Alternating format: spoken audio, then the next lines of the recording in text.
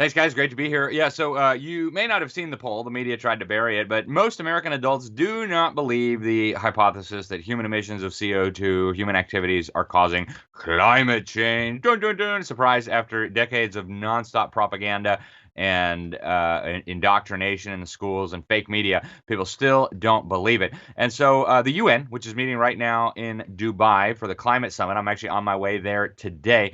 They are trotting out the children. They've got troops of heavily indoctrinated children and youth from all over the world who are being shamelessly exploited by the political, business, and religious leaders at this UN climate summit, the so-called COP28.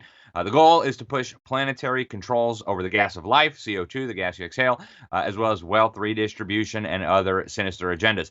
Now, Greta Thunberg, the little Swedish girl, is nowhere to be found.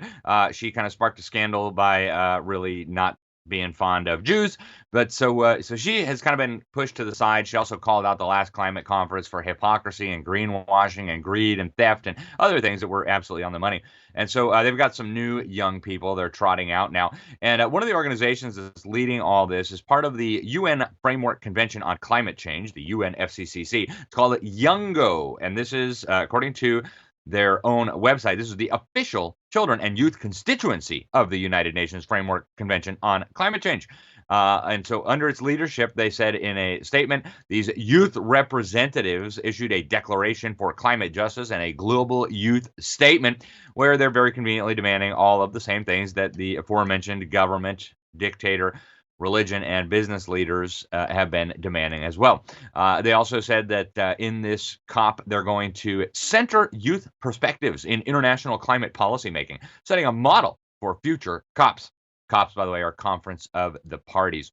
So as part of that, the government of Abu Dhabi and the UN brought in over 100 youth to meet at the Emirate Palace in Abu Dhabi and promote this climate agenda. According to His Excellency Shama Al Mazrui, he is the Emirati Minister of State for Youth Affairs. The COP28 presidency is committed to achieving unprecedented youth and children's inclusion in international UN climate negotiations. He says, we've been working diligently on a series of initiatives to offer comprehensive support to youth at every stage of the COP process. And they said that over the past year, they have engaged with young people from across the globe to make sure their voices are integrated throughout the entire COP28 process.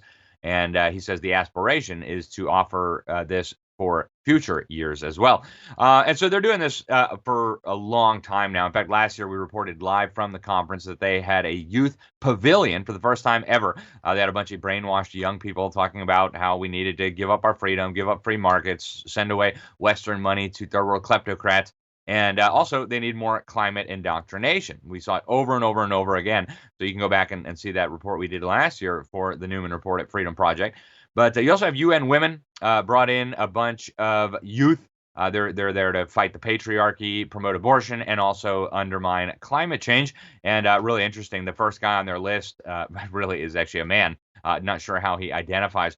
But they're very proud of bringing in youth champions from across Asia and the Pacific to share their expertise and put gender equality and women's empowerment into the global climate discussions. It's hard to say this stuff with a straight face. You got another far left group, Save the Children, funded by governments posing as saviors of children, saying that children across the world demand better access to climate education, which by that they mean climate indoctrination. They're also demanding, according to this press release, more funding for climate resilient infrastructure. I wonder how many youth and children know what climate resilient infrastructure even is. They're also demanding a seat at the table for their voices to be heard. Yeah, they actually did a bunch of COP simulations with children to figure out what the children wanted, and of course they want the same thing as adults, right?